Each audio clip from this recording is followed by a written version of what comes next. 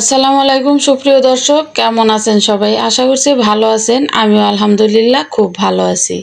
কাছের এবং দূরের, দেশের কিংবা বাইরের যে যেখান থেকেই আমার এই ভিডিওটি দেখছেন, আপনাদের সবাইকে এফবি কিচেনে স্বাগতম।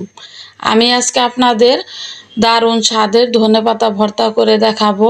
আর এই ভর্তাটা যদি এভাবে করেন আপনারা, দেখবেন ধনেপাতার যে সুন্দর একটা সুঘ্রাণ থাকে, সেই সুঘ্রাণটা এই ভর্তার ভিতরে থাকবে। এখানে এই ভর্তাটা আমি শুধুমাত্র রসুন, কাঁচামরিচ আর ধনেপাতা দিয়ে করব। ধনেপাতার ভর্তায় তেল, পেঁয়াজ, কালো জিরা এগুলো দিলে ধনেপাতার সুঘ্রাণটা থাকে না। তো চলে আসলাম মূল রেসিপিতে। দেখতেই পাচ্ছেন এখানে আমি নিয়েছি 500 গ্রাম ধনেপাতা। এই ধনেপাতাগুলো আমি ছোট ছোট করে কেটে নেব। আমি বটি দিয়ে কেটে নিচ্ছি, আপনারা চাইলে ছুরি দিয়েও কেটে নিতে পারেন। ধনেপাতাগুলো আমি ছোট ছোট করে কেটে নিয়েছি, এতে করে বাটার সময় আস্ত ধনেপাতার ভিতরে যে আঁশ থাকে সেই আঁশটা এখানে থাকবে না। এখন চলে আসলাম চুলায়, এখানে দিয়ে দিচ্ছি 12 থেকে 13টি কাঁচামরিচ, দিচ্ছি 1/3 কাপ রসুন কুচি। এগুলো আমি টেলে নেব।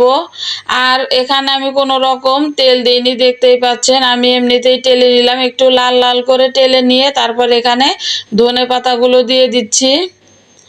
ধনে পাতাগুলো আমি খুব বেশিক্ষণ ভাজবো না। এই ধনে পাতা থেকে যে পানি বের হবে সেই পানিটা শুকিয়ে নিলেই হবে। খুব বেশিক্ষণ ভাজলেও কিন্তু ধনে পাতার গন্ধটা নষ্ট হয়ে যায়। তো দেখতেই পাচ্ছেন আমি এভাবে নেড়ে চেড়ে ভেজে নিচ্ছি। পানিটা শুকিয়ে আসলে আমি চুলা থেকে নামিয়ে নেব। তো পানিটা একদমই টেনে গেছে, এখন আমি চুলা থেকে নামিয়ে নিয়েছি। এখানে দিয়ে দিচ্ছি স্বাদ অনুযায়ী লবণ। লবণ আর ঝালটা আপনারা আপনাদের পছন্দ মতো দিয়ে দিবেন। আমি ভর্তাটা পাটায় করে নিচ্ছি। পাটায় যে কোনো ভর্তাই যদি বানান, দেখবেন এর স্বাদটাই হবে অন্যরকম। আমি একদম মিহি করে এই ভর্তাটা বেটে নিচ্ছি। আপনারা একবার হলেও এই ভর্তাটা বানাবেন, দেখবেন এই ভর্তাটা খেতে কতটা ভালো লাগে। আশা করছি আমার এই ভর্তার রেসিপি আপনাদের ভালো লাগবে। যদি রেসিপিটা ভালো লাগে তাহলে প্লিজ লাইক, কমেন্ট এবং শেয়ার করবেন।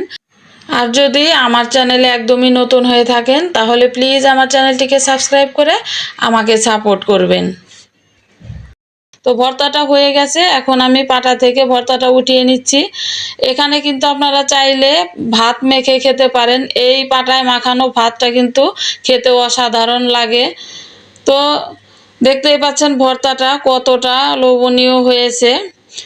আমার এই ভিডিওটা দেখার জন্য আপনাদের অসংখ্য ধন্যবাদ। আজকের মতো এখানেই বিদায় নিব। সবাই খুব ভালো থাকবেন আর আমার জন্য দোয়া করবেন। আল্লাহ হাফেজ।